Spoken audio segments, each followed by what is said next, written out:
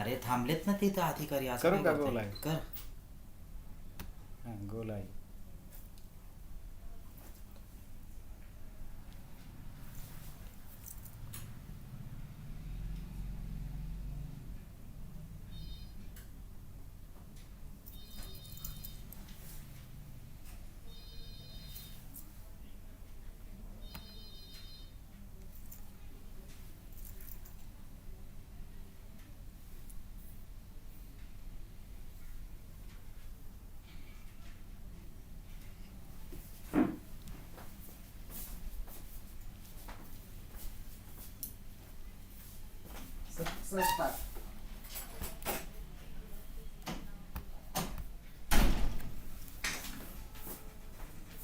Hello, good evening. आजच्या या आपल्या सत्रामध्ये सगळ्यांचे स्वागत आहेत. पुन्हा एकदा मी बार्टीचे धन्यवाद करतो, त्यांनी मला ही संधी दिल्याबद्दल. आणि सगळ्या पार्टिसिपंट्सचे सुद्धा मी आभार मानतोय. त्यांनी सगळ्यांनी जो मला उत्तम प्रतिसाद सगळ्यांकडनं मिळतो आहे कमेंट्समधनं, त्यानंतर जे मोबाईल थ्रू कनेक्ट होत आहेत आणि सगळ्यांच्या आपण या अडचणी सोडवत आहे एकमेकांच्या, तर त्या सगळ्या अशीच ही आपली जर्नी चालू राहतील. त्याबद्दल सगळ्यांना मी ॲश्युअर करतो माझ्या पर्सनल आणि बार्टीच्या वतीने. तर मित्रांनो, कालचा जो आपला विषय होता तो म्हणजे रिसर्च ॲप्टिट्यूड. त्याविषयी आपण वेगवेगळ्या चर्चा केल्या आपण, की रिसर्च ॲप्टिट्यूड म्हणजे कुठले-कुठले टॉपिक्स असतात. रिसर्च ॲप्टिट्यूडमध्ये आपल्याला कुठल्या गोष्टी प्रामुख्याने महत्त्वाच्या आहेत. त्यानंतर रिसर्च ॲप्टिट्यूड हा विषय आपण शिकताना किंवा या विषयाची प्रिपरेशन करताना आपल्याला कुठल्या-कुठल्या अडचणी येऊ शकतात किंवा कुठल्या टॉपिक्सवरती आपण जास्तीत जास्त फोकस करायला पाहिजे, याविषयी सुद्धा आपण काल चर्चा केली आहे. आजच्या सत्रामध्ये आपण काल जे आपण डिस्कस केलेलं आहे, तर त्यालाच आपण कंटिन्यू करूया. काल आपण वेगवेगळ्या रिसर्च मेथोडॉलॉजी आपण बघितल्या. तर आपण त्या रिसर्च मेथोडॉलॉजीमध्ये आपण जस्ट मिनिट.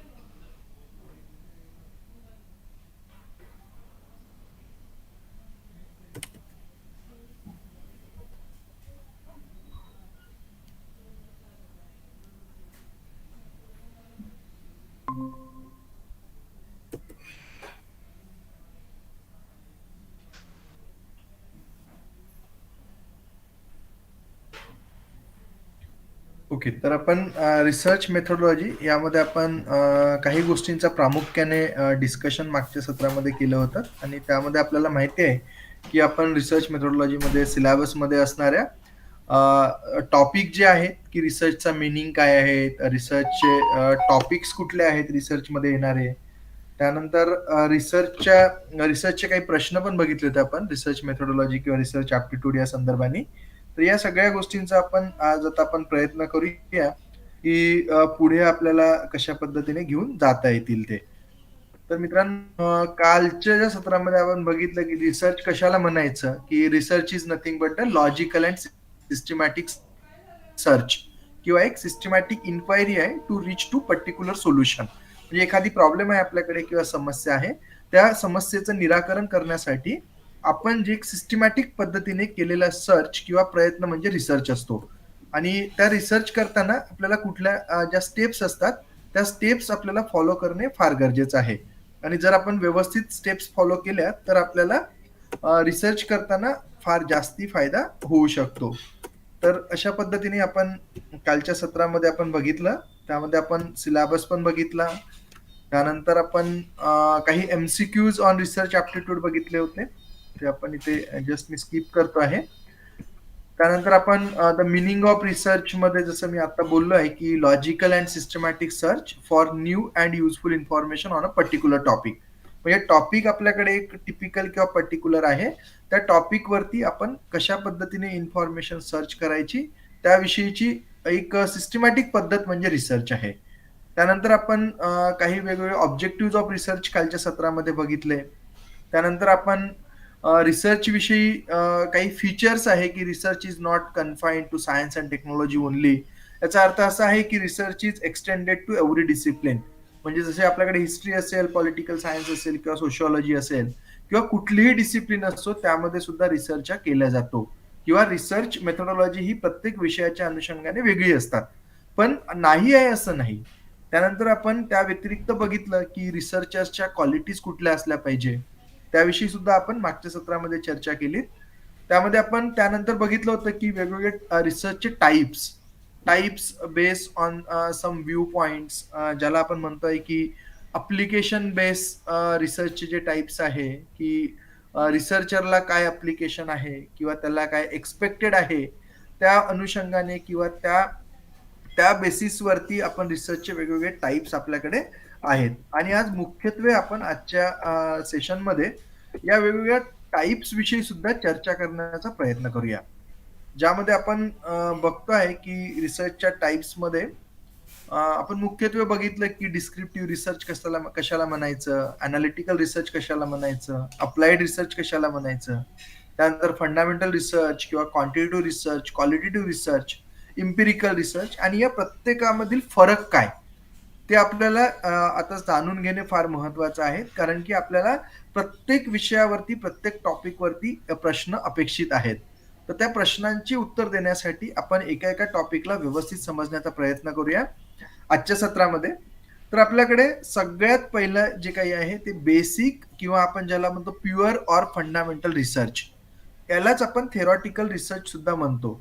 त्यामुळे चारही ऑप्शन तुम्ही प्रामुख्याने लक्षात ठेवा की ज्याला आपण बेसिक रिसर्च म्हणतोय किंवा फंडामेंटल रिसर्च म्हणतोय किंवा आपण थेरॉटिकल रिसर्च सुद्धा म्हणतोय. तर अशा पद्धतीने आपल्याला या टाईप विषयी चर्चा करणे पण फार महत्वाचे आहेत.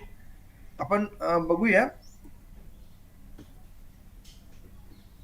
की फंडामेंटल रिसर्च मध्ये आपण काल पण बघितलं की नेमका कुठल्या गोष्टींचा सहभाग फंडामेंटल रिसर्च मध्ये असतो. जसं ज्यामध्ये आपण बघितले की न्यूटन्स लॉज ऑफ मोशन आहे किंवा न्यूटन्स थेरी ऑफ ग्रॅव्हिटेशन आहे किंवा आपल्याला माहिती आहे वेगवेगळे लॉज आहे, जसं not only for physics but some laws in chemistry किंवा प्रत्येक विषयामध्ये काही लॉज असतात जे कॉन्क्रीट लॉज किंवा आपण ज्याला नियम म्हणतो. तर त्या सगळ्या गोष्टी या फंडामेंटल रिसर्च मध्ये येतात. तर फंडामेंटल रिसर्च मध्ये आपण काल आणखी प्रामुख्याने बघितलं होतं की that helps to build the new frontiers of knowledge.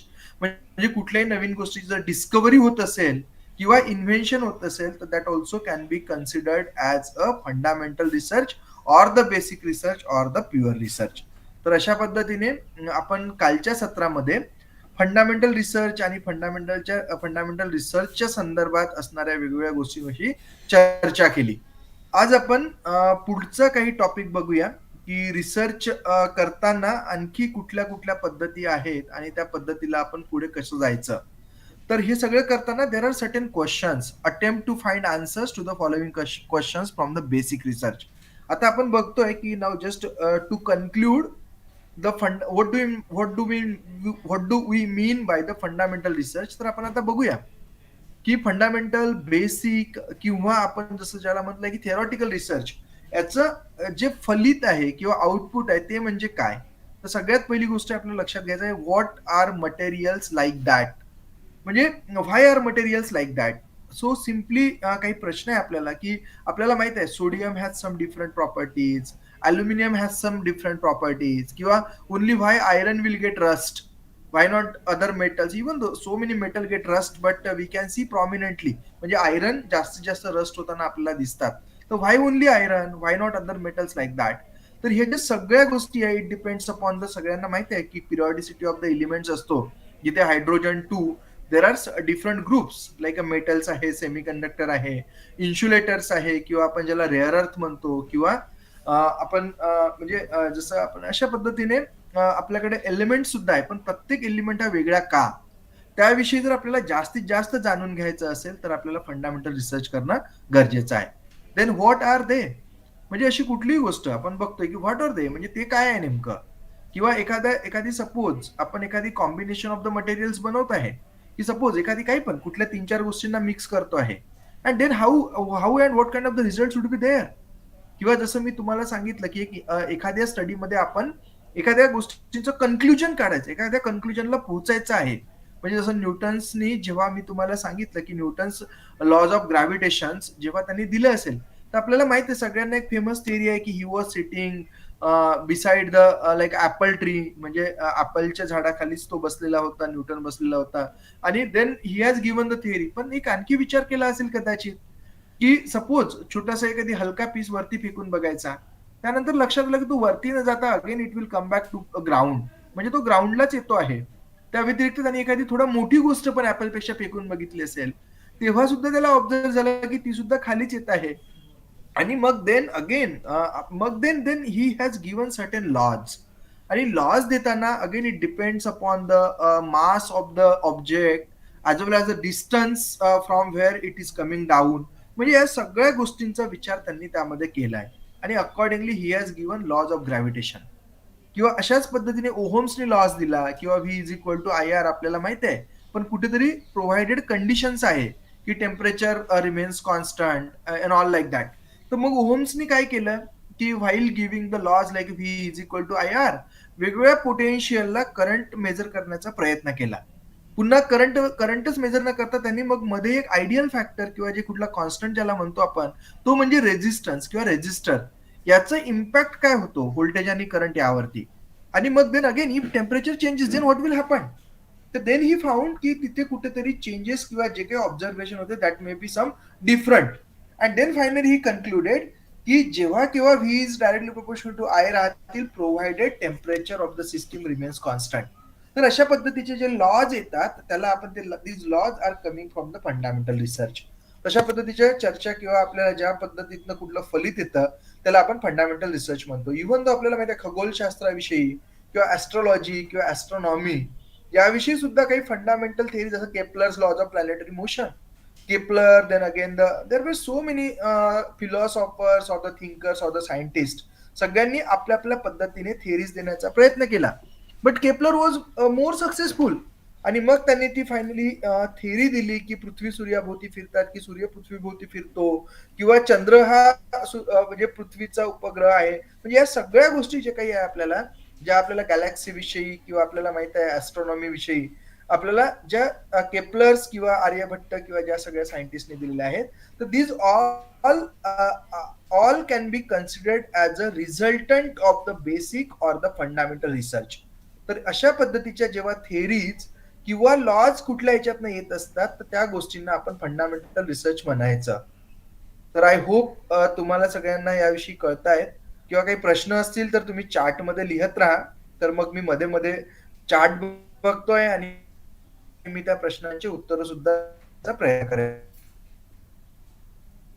मित्रांनो, नेक्स्ट आपण या की त्यानंतर आणखी काही प्रश्न आहे की how does a crystal made. थोडं मी केमिस्ट्री फिजिक्सचे टॉपिक्स टाकले आहेत, पण यावरनं समजू शकता, कारण की फंडामेंटल रिसर्च किंवा basic research is mostly related to science. तर त्यामुळे how does a crystal melt किंवा मेल्ट होतो, तर आणि व्हाय, म्हणजे मग त्यांची बॉन्डिंग काय आहे, त्यांच्यामध्ये काय फिक्स, सगळ्या गोष्टींना रिव्ह्यू करणे म्हणजे फंडामेंटल किंवा sound when water is heated. आपल्याला माहिती आहे पाणी उकळताना आवाज पण निघतो. तर व्हॉट इज द रिझन, म्हणजे वॉटर आहे म्हणजे some molecules, there is some atoms, then what will happen जेव्हा जेव्हा टेम्परेचर किंवा तापमान वाढतं getting expanded or getting compress. तर या सगळ्या गोष्टी महत्वाच्या आहेत. Then why do we feel difficult when walking on the on like a sea shore. आपल्याला माहित आहे सी शोर मध्ये आपण फिरताना आपल्याला थोडं डिफिकल्ट, ब्रिदिंगला डिफिकल्ट होतं. Why it is so? What are the reason? Sweating का होतं तिकडे? म्हणजे ह्युमिडिटी काय जास्ती असतं? ह्युमिडिटी का बरं जास्ती आहे? Is there any reason of density of the water और व्हॉट एव्हर. म्हणजे असे सुद्धा जे काही रिझन्स आपण शोधण्याचा प्रयत्न करतो, त्या सुद्धा सगळ्या गोष्टींना that comes under the fundamental research. त्यानंतर why are birds arrange them in a V shape when flying in a group. आपल्याला माहिती आहे की जेव्हा बर्ड्स आपल्याला फ्लाइंग जेव्हा माहिती आहे आपल्याला, ते ग्रुपमध्ये जेव्हा सगळे पक्षी उडताना दिसतात, तर just to avoid the flock of the air, म्हणजे हवेचा जो रेझिस्टन्स आहे त्याला अवॉइड करण्यासाठी they are trying to make a V shape. आणि व्ही शेप बनवली म्हणजे काय होत आहे? V shape is just like a aerodynamic shape. आणि त्यामुळे मी ते टिल्टेड व्ही लिहिलेलं आहे, that shows the aerodynamic shape. आपण बघतोय की आपल्याकडे नाउअडेज ट्रेन सुद्धा पहिले स्क्वेअर मध्ये यायच्या, इव्हन द बसेस किंवा truck. But now everyone is trying to get it into the aerodynamic shape. त्याच्यामुळे काय फायदा होतो की जो एअरचा रेजिस्टन्स आहे तो वाचतो, आणि मायलेज सुद्धा वाढू शकतं आणि स्पीड सुद्धा वाढू शकतं. तर अशाच पद्धतीने या ज्या सगळ्या गोष्टी जेव्हा बाहेर येतात, तर that is what again we can call it as a fundamental research. आता काही एक्झाम्पल दिलेले आहे आपण फंडामेंटल रिसर्चचे, की all famous theorems of the physics. आता खूप सगळे फेमस थेरम दिले, जे Einstein is equal to MC square, किंवा E is equal to H quantum mechanics, और the lambda is equal to H by P, ज्याला आपण डी ब्रॉग्लीज हायपोथेसिस म्हणतो, that gives a relationship between the like a wavelength and the particle nature of the matter. तर wave and particle nature of the matter. So मित्रांनो, अशा ज्या सगळ्या गोष्टींच्या काही जे थेरम्स येतात किंवा लॉज येतात किंवा फॉर्म्युलाही येतात, that comes under the fundamental or the basic research. Then all laws of maths and science we studied from the childhood. जेवढे काही लॉज आपण मॅथमॅटिक्सचे, सायन्सचे लहानपणापासून शिकतो आहोत, that also comes under the fundamental research. तर अशा पद्धतीचा तुम्हाला कुठेही प्रश्न आला, तर त्या प्रश्नाचं उत्तर आपण कसं देणार? की त्या प्रश्नाला समजा एखादी असेल की Newton's laws of gravitation falls under which type of the research, किंवा न्यूटन्सचे नियम हे कुठल्या पद्धतीच्या रिसर्चमध्ये समाविष्ट असतात. तर आपलं उत्तर काय असायला पाहिजे? सिम्पली आपलं उत्तर असेल की that comes under the fundamental or the basic research. म्हणजे न्यूटन्सचे लॉज हे फंडामेंटल किंवा बेसिक रिसर्च मध्ये समाविष्ट असतात. तर अशा पद्धतीने आपण या सगळ्या गोष्टींचा पुढे आपण बघूया. त्यानंतर आपण बघतोय की अप्लाइड रिसर्च. तर आता अप्लाइड रिसर्च मध्ये कुठल्या गोष्टीचा अंतर्भाव असतो?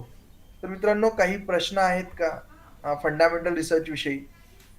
So just I am waiting for 2 minutes. Any questions on fundamental research?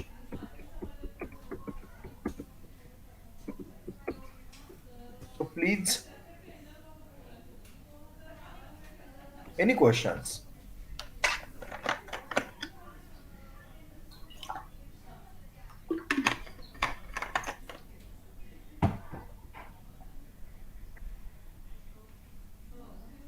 No question. So please, yes, any questions on fundamental research?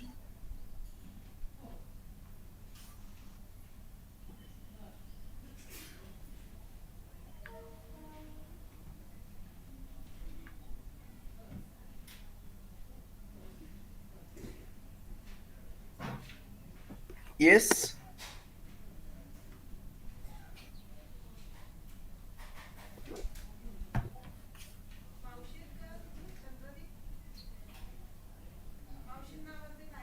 Yes, friends, any question? No question. Can I proceed? So let me proceed to next topic. And next topic is the applied research. तर applied research आपण कशाला म्हणायचं? Yes. So applied research is what? की in an applied research one solves certain problems employing well known and accepted theories and principle. म्हणजे आपण एखादी device develop केला आहे किंवा एखादी कुठलीही मशीन आपण डेव्हलप केली आहे, तर ती डेव्हलप करताना आपल्याकडे काय असेल, की काहीतरी थेरीजचा बेस असेल किंवा कुठल्या तरी लॉचा बेस असेल आणि या लॉज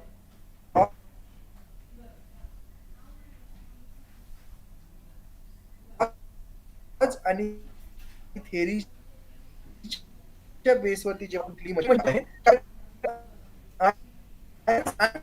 वर्ड यूज करतो डिफरन्शिएट करायचं असेल तर science is the part of like a fundamental research mostly whereas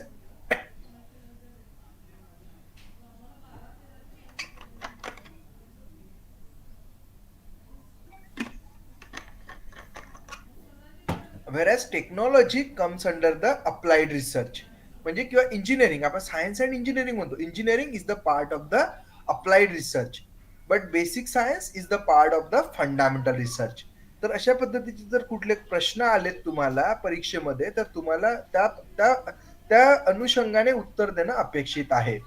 जसं आपण इकडे लिहिलं आहे की most of the experimental research, case studies and interdisciplinary research are essentially applied research.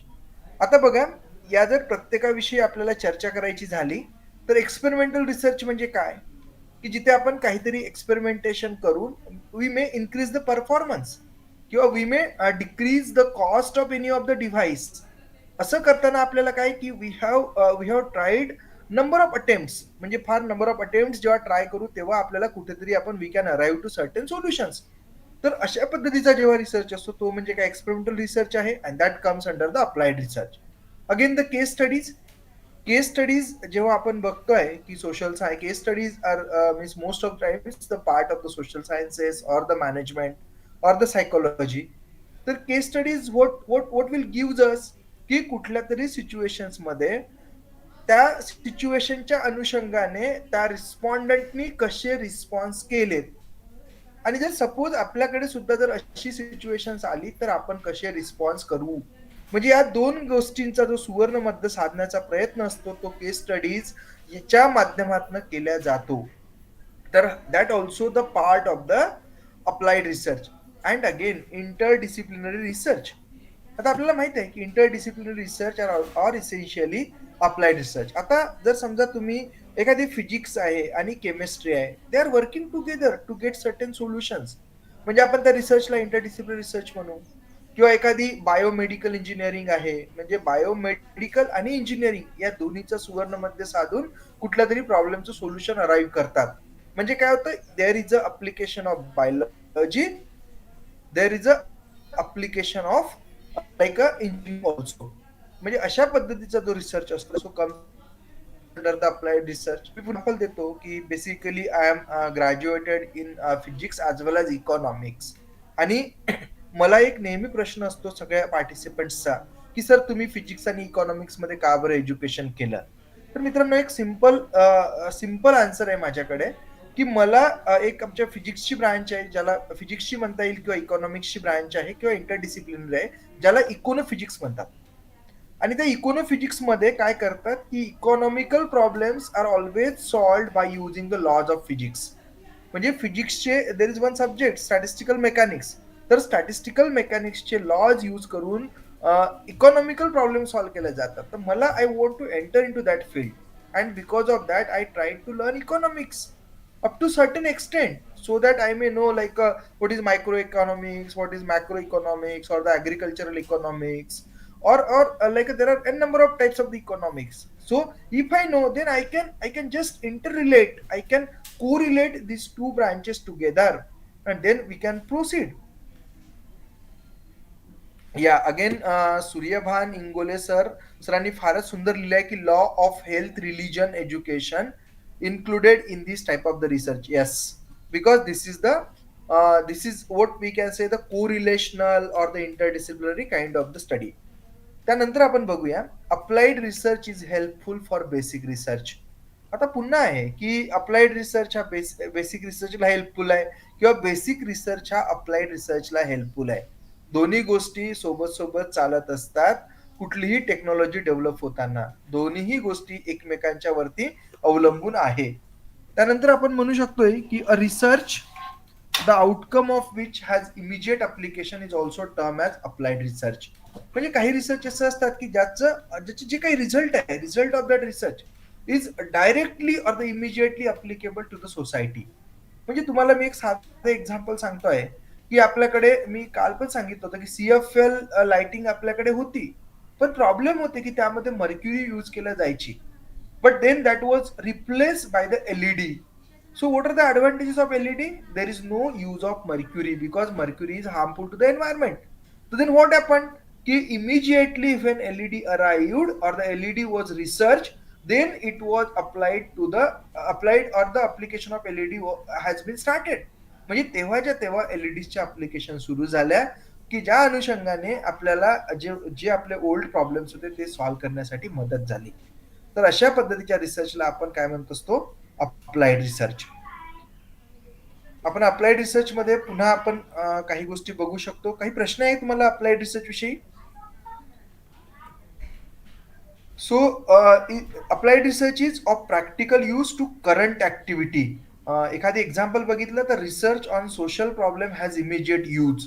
आपण जसं म्हणतोय की सोशो इकॉनॉमिकल प्रॉब्लेम्स असतात, तर त्याचा अभ्यास करून आरबीआय आपली मॉनिटरी पॉलिसी डिसाईड करतात किंवा आपल्याला माहिती आहे government decides the fiscal policy. आणि मग त्यामुळे आपल्याला माहिती आहे repo rate, reverse repo rate, की होम लोनचा रेट किती असायला पाहिजे किंवा प्रत्येक लोनचा रेट ऑफ इंटरेस्ट किती असायला पाहिजे. तर या सगळ्या गोष्टी केव्हा येतात की जेव्हा सोशिओ इकॉनॉमिकल किंवा सोशल प्रॉब्लेमची स्टडी प्रत्येक वेळेस केल्या जातं and that is immediately applicable to the nation. तर या सगळ्या गोष्टी दॅट अप्लाइड रिसर्च. तर this applied research is concern with actual life research such as research on increasing efficiency efficiency वाढवू. that research also comes under the applied research. किंवा एखादी increasing gain factor of production of a material किंवा production तुमचं जास्ती वाढवू शकलो आपण, म्हणजे जर प्रोडक्शन वाढलं तर कॉस्ट कमी होणार, तर that also comes under the applied research. किंवा पोल्युशन कंट्रोल आहे, प्रिपेअरिंग व्हॅक्सिनेशन आहे, पोल्युशन कंट्रोल. सो पोल्युशन कंट्रोलसाठी जे काही आपण मेजर्स घेतो ते इमिजिएटली अप्लिकेबल होतात आणि जर इमिजिएटली अप्लिकेबल झाले तर we can have control over the pollution. म्हणजे अशा सुद्धा रिसर्चला आपण अप्लाइड रिसर्च म्हणतो. त्यानंतर प्रिपेअरिंग व्हॅक्सिनेशन फॉर डिसिजेस. आपण बघितलं कोविड-19 मध्ये की immediate effect some vaccination got permitted by the government. And again, because of that, we know. So means we could our health system could able to save the life of number of peoples. So this is what a kind of research can be is considered as a applied research. So preparing vaccination for the diseases, like they have immediate potential applications. आपण बघितलेलं म्हणजे एक उदाहरण म्हणजे कोविड-19 मधलं vaccination आहे. तर मित्रांनो या सगळ्या गोष्टी that comes under the applied research. आता आपण जर दोन्ही गोष्टींचं कंपॅरिझन बघायचं झालं की आपल्याला जर अप्लाइड रिसर्च आणि फंडामेंटल रिसर्च आहे याचं कंपॅरिझन करण्यापूर्वी जर तुमचे काही प्रश्न असतील अप्लाइड रिसर्च विषयी तर please ask your question. So yes please, any questions on applied research? किंवा जर कुठे काही कळलं नसेल तर आपल्याला थांबता येतील and then we can proceed to comparison.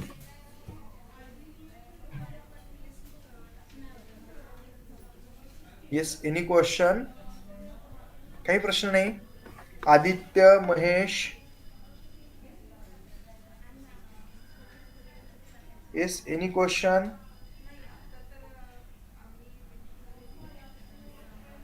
Any question on that?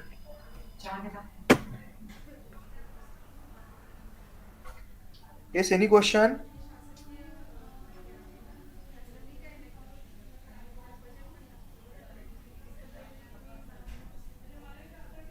So, can I proceed further? पुढे जाऊया आपण.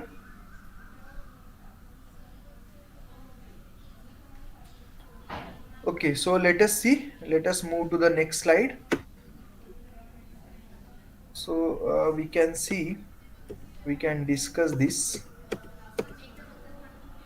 तर आपण दोन्ही जर बघितलं तर फंडामेंटल रिसर्चचा पर्पज काय आहे की expand knowledge of processes of business and management results in universal principles relating to process and its relationship to outcome. म्हणजे आतापर्यंत आपण सायन्सेसच एक्झाम्पल देत गेलो, पण इव्हन तो बिझनेसमध्ये सुद्धा फंडामेंटल रिसर्च केला जातो की ज्या अनुषंगाने आपण काही लॉज आपण देऊ शकतो किंवा काही थेरीज दिल्या जातात. जसं तुम्हाला माहिती आहे की थेरी मी सांगतोय Luther Gulick, the POSDCORB like a planning, organising, directing, coordinating, reporting and budgeting. त्याचं एक पोस्ट कॉप जी थेरी आहे that comes under the fundamental research. And then the application of this POSDCORB comes under the applied research. म्हणजे या post COP या प्रिन्सिपलचं जर application आपण करतो आहे आणि त्याचे जे काही रिझल्टंट आपल्याला मिळतील that comes under the applied research. आणि त्यामध्ये बघूया improve understanding of particular business or management problem result in solution to the problem. म्हणजे ज्या काही थेरीज किंवा लॉज फंडामेंटल रिसर्च मध्ये बनलेल्या आहेत त्याची अप्लिकेशन अप्लाय करून आपल्याला बघणे आहेत की आपल्याला आउटपुट योग्य मिळतं की नाही.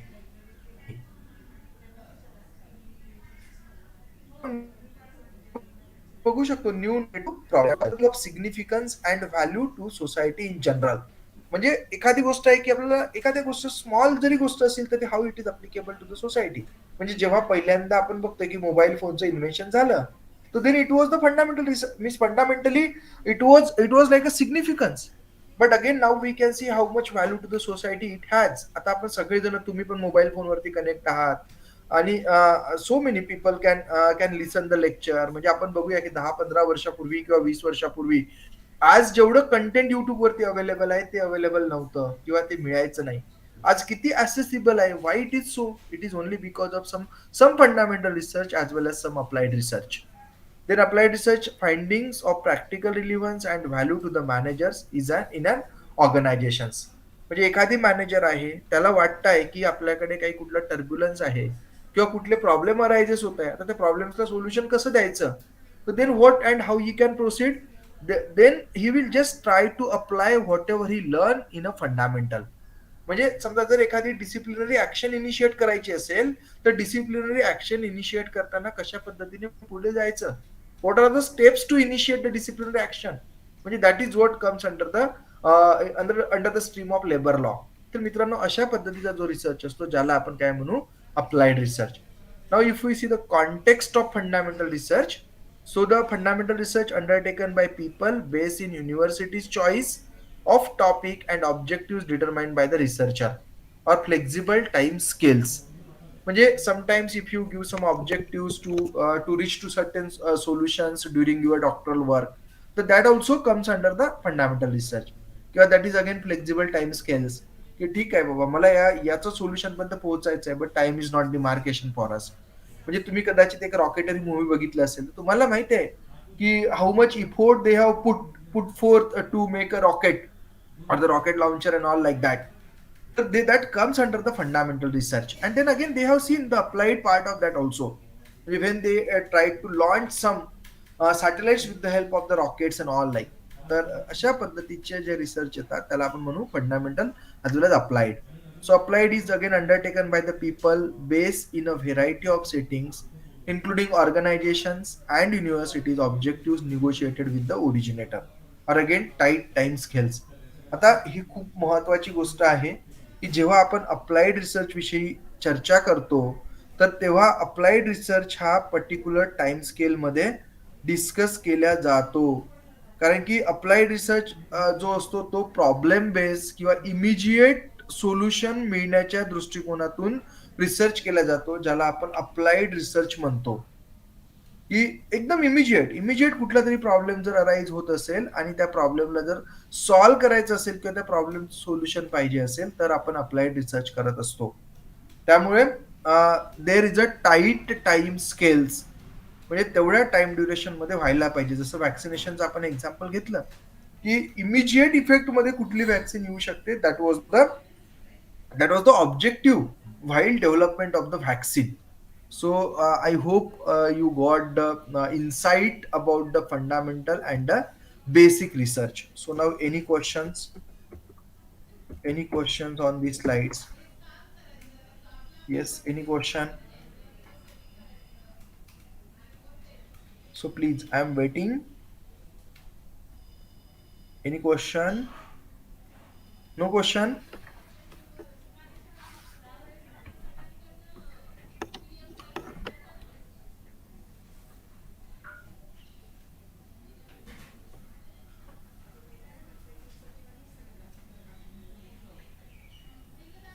Yes, friends, any question?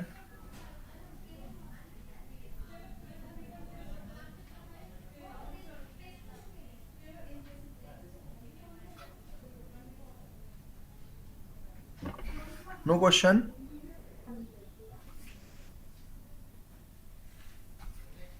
Okay.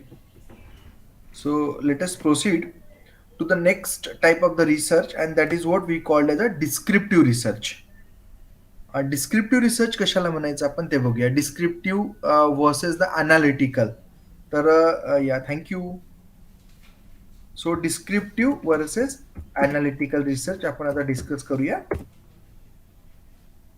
So descriptive research, it consists of surveys and fact finding inquiries of different types. आता बघा की डिस्क्रिप्टिव्ह रिसर्च मध्ये काय की आपल्याला माहिती आहे की समजा सोसायटीमध्ये काही प्रॉब्लेम्स आहे, त्या प्रॉब्लेम्सला जर आपल्याला रिझॉल्व्ह करायचं आहे तर व्हॉट वी डू इनिशियली, आपण क्वेश्चनरी डिझाईन करणार, व्यवस्थित क्वेश्चनरी फ्रेम करणार आणि then will try to collect the data from the society. And then what we do the analysis of the collected data, and then we write some theories based on the inference that comes under the descriptive research. And the main objective of descriptive research is describing the state of affairs as it prevails at the time of the study. म्हणूनच म्हणजे मी सांगतोय की conclusion of the descriptive research is not applicable universally or forever. So the like a conclusion of descriptive research is depending upon the circumstances. म्हणजे एकदम फार simple गोष्टी आहेत, हे आपल्याला लक्षात घेणं गरजेचं आहे. त्याला आपण जसं म्हणतो की सोशल सायन्सचा रिसर्च हा युनिव्हर्सल नाही राहू शकत. म्हणजे depending upon time, depending upon circumstances, depending upon the place change होत. तसंच डिस्क्रिप्टिव्ह रिसर्च सुद्धा आहे. So it cannot be compare with the fundamental or the basic or like a applied research. The term ex post facto research is quite often used for the descriptive research studies in social sciences and business research. Now ex post facto research म्हणजे काय, एखादी गोष्ट घडून गेली आणि घडून गेलेल्या गोष्टीवरती आपण जेव्हा डाटा कलेक्शन किंवा रिसर्च करण्याचा प्रयत्न करतो तर that is called as a descriptive research.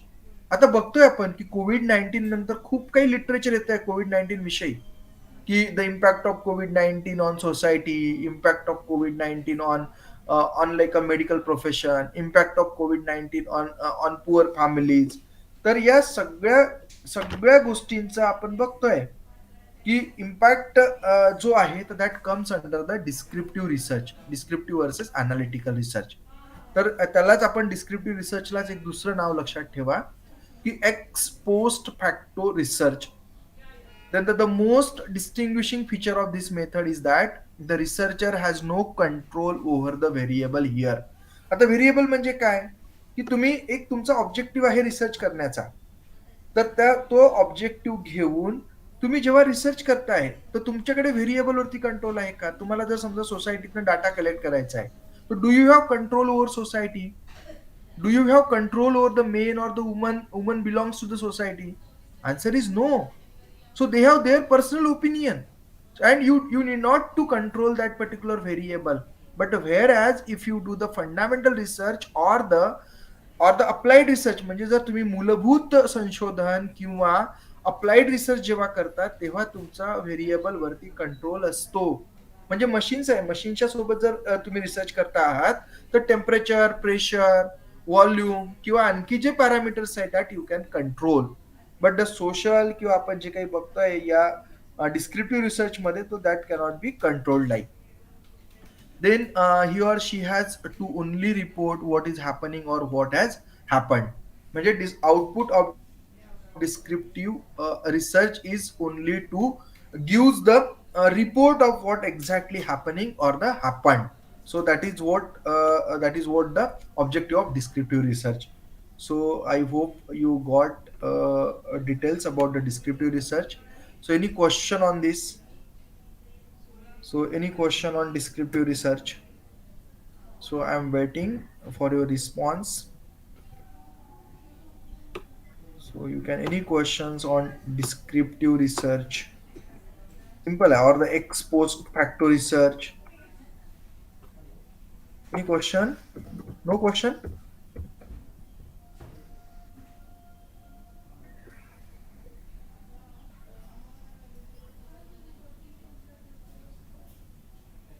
Yeah. Any questions on descriptive research?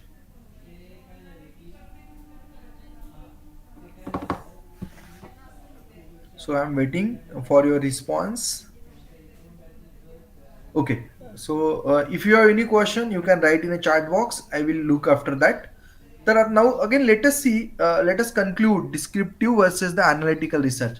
The majority of the ex post facto research projects are used for descriptive studies in which the researcher attempts to examine phenomenon such as consumers preferences, the frequency of purchases, shopping.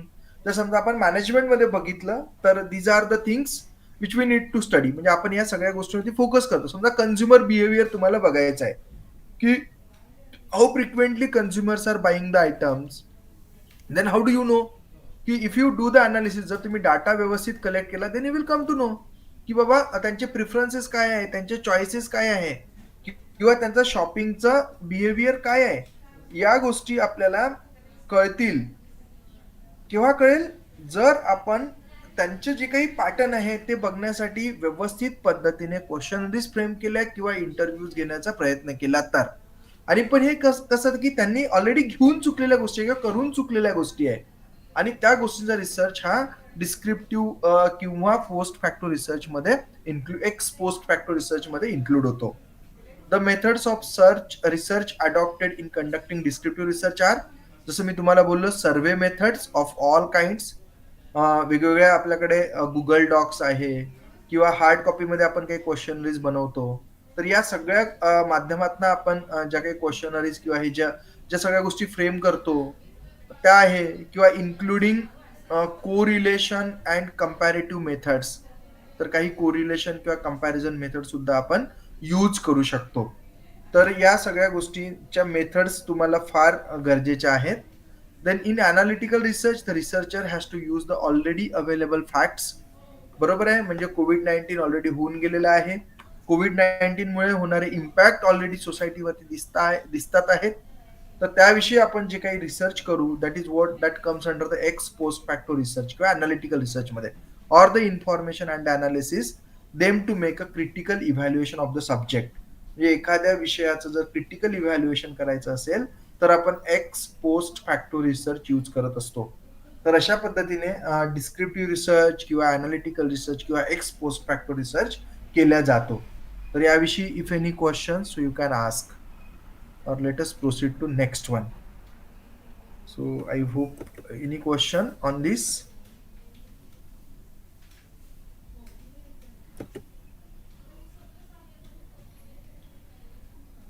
Yes, any question?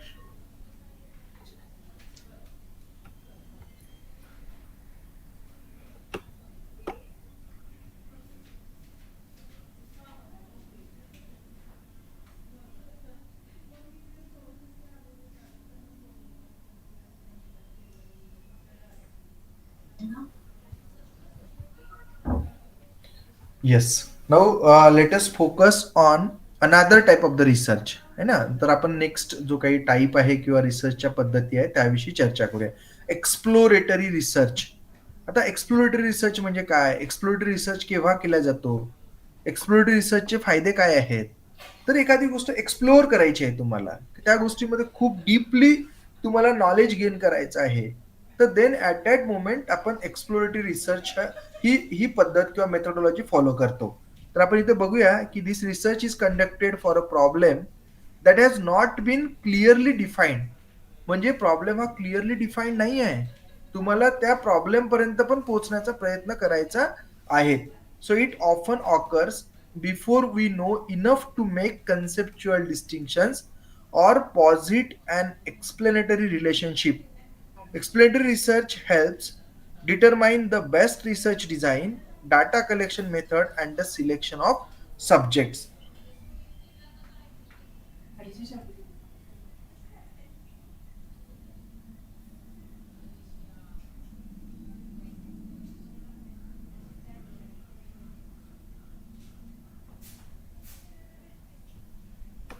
तर आपण exploratory research जेव्हा करायचं आहे आपल्याला, simple काही गोष्टी इथल्या आपण समजणं गरजेचे आहे की has not been clearly defined किंवा it often occurs before we know enough to make conceptual distinctions or posit an explanatory relationship.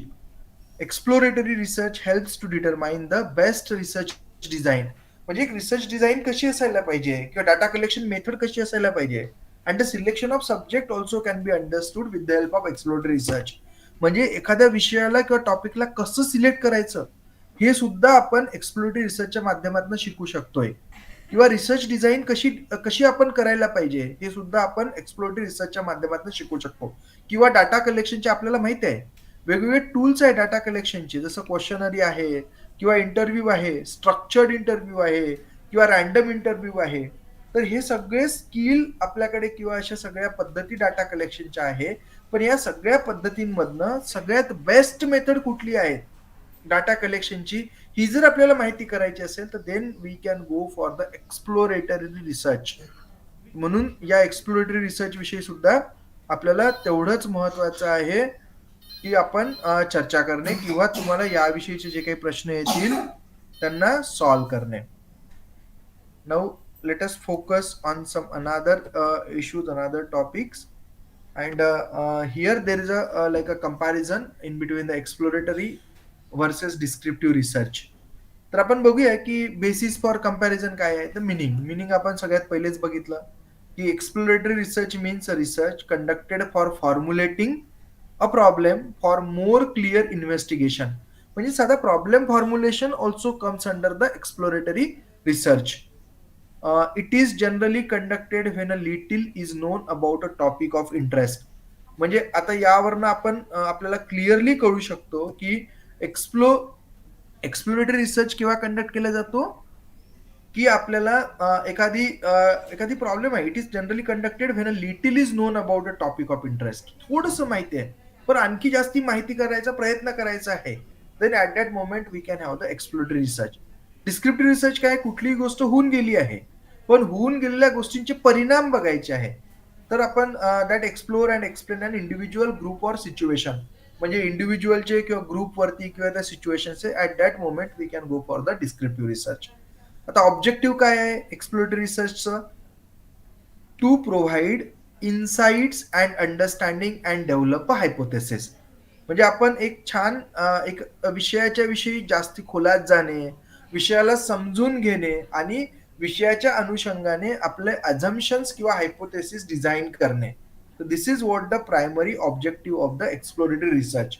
Whereas descriptive research काय म्हणतो, टू टेस्ट स्पेसिफिक हायपोथेसिस. म्हणजे हायपोथेसिस ऑलरेडी डिझाईन्ड आहे पण तिला taste करायची आहे, whether it is null hypothesis or the alternative hypothesis or rejected or accepted. तर या सगळ्या गोष्टी जेव्हा टेस्ट करायच्या आहे किंवा examine the relationship and describe characteristics and functions. म्हणजे दोन व्हेरिएबल्स आहे, त्या दोन व्हेरिएबल मधनं रिलेशनशिप एक्झामाइन करायचं आहे किंवा आपल्याला characteristics and the functions of any of the thing आपल्याला जर एक्सप्लेन करायचं असेल तर at that moment we can go for the descriptive research. म्हणजे यावेळेस आपण डिस्क्रिप्टिव्ह रिसर्चला जात असतो. त्यानंतर overall design for both, like for exploratory research it's a flexible, for descriptive research it's a rigid. कारण की ऑलरेडी प्रॉब्लेम आयडेंटिफाईड आहे आणि एक्सपेक्टेड सोल्युशन्स काय असायला पाहिजे that is also defined, and because of that the design of research design is rigid, it is not flexible. म्हणजे questionnaires data collect करायचा किंवा इंटरव्ह्यू करायचा किंवा स्ट्रक्चर्ड इंटरव्ह्यू आहे राहील किंवा रॅन्डम इंटरव्ह्यू राहील, या सगळ्या गोष्टी इथे रिजिड असतात. तर रिसर्च प्रोसेस लाईक अनस्ट्रक्चर्ड असेल एक्सप्लोरेटरी रिसर्च मध्ये, whereas in case of descriptive research it's a structured. हा कंपॅरिझन खूप महत्वाचा आहे, तुम्हाला यावरती प्रश्न येतील म्हणून.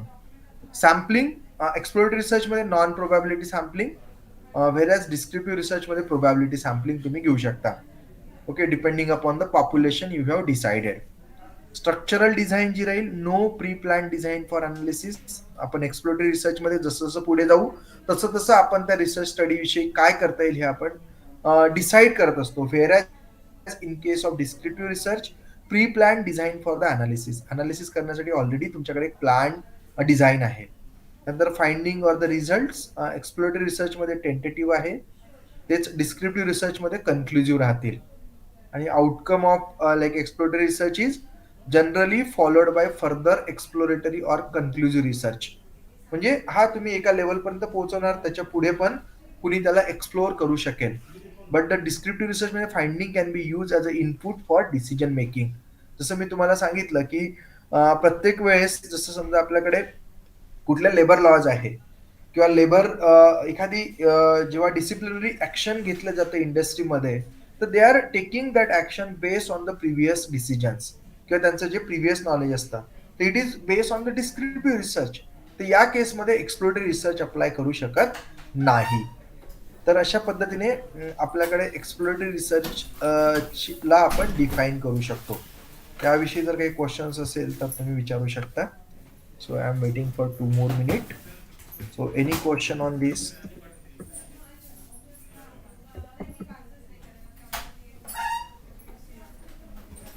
Any question? Any question on like exploratory?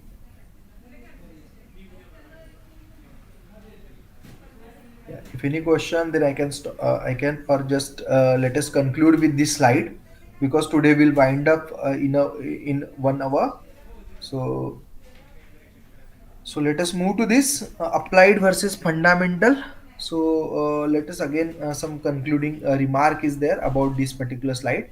An attempt to find a solution to immediate problem then encountered by a firm, an industry or the business organization or the society is known as applied research. म्हणजे जर कुठलाही problem arise होत आहे सोसायटीमध्ये, बिझनेसमध्ये, तर त्याला एक इमिजिएट सोल्युशन देण्यासाठी रिसर्च केला जातो, त्याला म्हणतो आपण applied research. The researchers are engaged in such research, aim at drawing certain conclusions, confronting a concrete social or a business problem. म्हणजे एखाद्या सोशल किंवा बिझनेस प्रॉब्लेमला सॉल्व्ह करण्यासाठी अप्लाइड रिसर्च हा यूज केला जातो, फंडामेंटल नाही. So whereas fundamental research mainly concerns the generalisation and formulation of theories आहे, त्याला एकदा जनरलायझेशन करायचं आहे किंवा फॉर्म्युलेशन करायचं आहे, तर त्यावेळेस आपण लाईक फंडामेंटल रिसर्च करत असतो. Now again in another words you can see gathering knowledge for a knowledge sake is term as pure or basic research. Simply you can see gathering knowledge for a knowledge sake is termed as pure or basic research. Then researchers relating to pure mathematics or concerning to some natural phenomena are instances of fundamental research. Again, another conclusion is here. Studies focusing on human behavior also falls under the category of the fundamental research. तर हे काही फार छोटे छोटे महत्वाचे प्रश्न आहे किंवा छोट्या महत्वाच्या गोष्टी आहेत की ज्या फंडामेंटल रिसर्च मध्ये काय येतात आणि कशा पद्धतीने येतात, किंवा अप्लाइड रिसर्च मध्ये कशा पद्धतीने येतात, किंवा एक्सप्लोरेटरी रिसर्च कशाला म्हणायचं, थेरॉटिकल रिसर्च कशाला म्हणायचं. तर या सगळ्यांच्या संदर्भात आपण आजच्या सत्रामध्ये चर्चा केलेली आहे. ज्या उरलेल्या रिसर्चच्या मेथड्स आहेत किंवा पद्धती आहेत त्या आपण पुढील सत्रामध्ये डिस्कस करूया. So now it's a time for Q&A. So now let us discuss some question and answers, and tomorrow we will continue at 3:30. 3:30 वाजता आपण कंटिन्यू करूया. 3:30 ते 5:30 आपलं उद्याला सेशन राहतील. So any question? So if any question now, so it's time for question and answer. Please, I am waiting for your questions.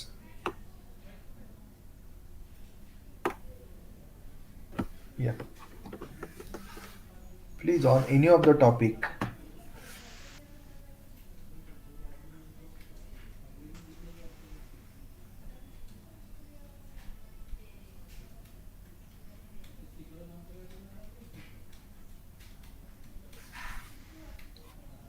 Yeah, please. Any question? Please have a discussion.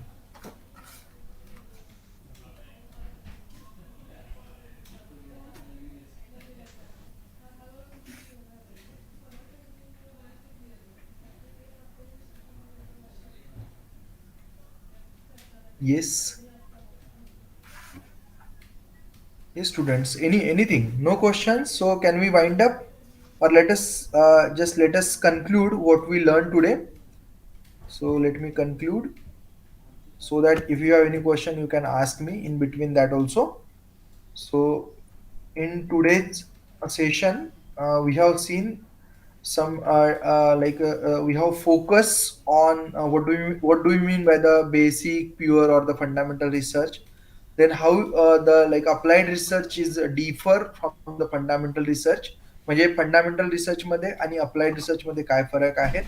Applied research कशासाठी केला जातो, तर आपल्याला simply एक final concluding remark आपल्याला देता येतील की immediate problem arises in society or the business or in any of the science and technology. So to solve or to resolve these type of the problems, we can go for the applied research. म्हणजे साधं एखादी छोटंसं example मी तुम्हाला सांगतोय की mobile आहे आपल्याकडे. मधल्या काळात आपण बघायचो खूप साऱ्या मोबाईलच्या बॅटरीज बर्स्ट व्हायच्या.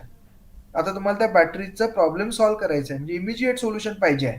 तर then scientist or the researcher has done some R&D and then they have given a concrete solutions की लिथियम आयन बॅटरीचा परफॉर्मन्स कसा इम्प्रूव्ह करायचा आणि हीट जी काही बॅटरी होतं त्याला कसं रोकायचं. तर अशा पद्धतीचा रिसर्च म्हणजे आपण बघितलं की अप्लाइड रिसर्च आहे. आणि applied research is most useful research for solving the immediate problems. मग आपण त्याचं कंपॅरिझन पण बघितलं with respect to fundamental research. दोन्हीला कसं कम्पेअर करता येईल ते पण पाहिलं आपण. त्यानंतर डिस्क्रिप्टिव्ह रिसर्च म्हणजे काय ते बघितलं आपण. डिस्क्रिप्टिव्ह रिसर्च म्हणजे एखादी गोष्ट घडून गेली आहे, त्या घडलेल्या गोष्टीची अनालिसिस करण्यासाठी जो काही आपण रिसर्च करतो, ज्याला आपण एक्स पोस्ट फॅक्टो रिसर्च सुद्धा म्हणतो, तो रिसर्च म्हणजे डिस्क्रिप्टिव्ह रिसर्च आहे. यामध्ये आपण एक्झाम्पल घेतलं की कोविड-19 झाल्यानंतर कोविड-19 चे impact like a social impact, political impact or the economical impact on on society. तर अशा पद्धतीचा जो काही रिसर्च असेल त्या रिसर्चला आपण डिस्क्रिप्टिव्ह रिसर्च म्हणतो. त्यानंतर आपण बघितलं की एक्सप्लोरेटरी रिसर्च. आता एक्सप्लोरेटरी रिसर्च म्हणजे काय, एखादी गोष्ट आपल्याकडे थोडीशी माहिती आहे पण त्या गोष्टीला जास्तीत जास्त माहिती करण्याचा प्रयत्न करायचा आहे. And again exploratory research helps to determine the best research design. म्हणजे समजा वेगवेगळ्या रिसर्चच्या डिझाईन आहे, त्यातली बेस्ट कुठली आहे ती माहिती करायची आहे. डाटा कलेक्शनची कुठली मेथड बेस्ट आहे, सर्वे मेथड बेस्ट आहे की इंटरव्ह्यू मेथड बेस्ट आहे फॉर अ पर्टिक्युलर प्रॉब्लेम, ते सुद्धा आपण एक्सप्लोरेटरी रिसर्चच्या माध्यमातून माहिती करून घेऊ शकतो. अँड सिलेक्शन ऑफ सब्जेक्ट सुद्धा रिसर्च करताना रिसर्चचा सब्जेक्ट कसा सिलेक्ट करावं हे सुद्धा आपल्याला एक्सप्लोरेटरी रिसर्चच्या माध्यमातून माहिती पडतं. त्यानंतर आपण छान कंपॅरिझन बघितलंय की exploratory research versus descriptive research दोन्ही याबद्दल कंपॅरिझन काय आहे, कुठल्याला टाइम फ्रेम असतं, कुठल्याला टाइम फ्रेम नाही आहे, कुठला किंवा कशा पद्धतीने फ्लेक्झिबल आहे, रिजिड आहे, या सगळ्या गोष्टी आपण बघण्याचा प्रयत्न केला. And finally in conclusion we have discuss, आपण शेवटी शेवटी डिस्कस केलंय की अप्लाइड किंवा फंडामेंटल रिसर्च ज्याला म्हणतो आपण, तर that is what the gathering knowledge for knowledge sake in terms of pure or basic research that comes under the category of the like a fundamental research. तर अशा पद्धतीने आपण सगळ्या गोष्टींविषयी एक सविस्तर चर्चा आजच्या सत्रामध्ये करण्याचा प्रयत्न केला. तर आपण आता इथे थांबूया. आजचं सत्र इथेच थांबूया. उद्याच्या सत्रामध्ये आपण डिस्कस करूया पुढील टॉपिक विषयी. So thank you everyone for your patience listening, and thank you Barti for giving me an opportunity to share my ideas and views on this particular topic. So thank you everyone. Thank you. Now Dr. Nilesh Ugemuge signing off. Thank you.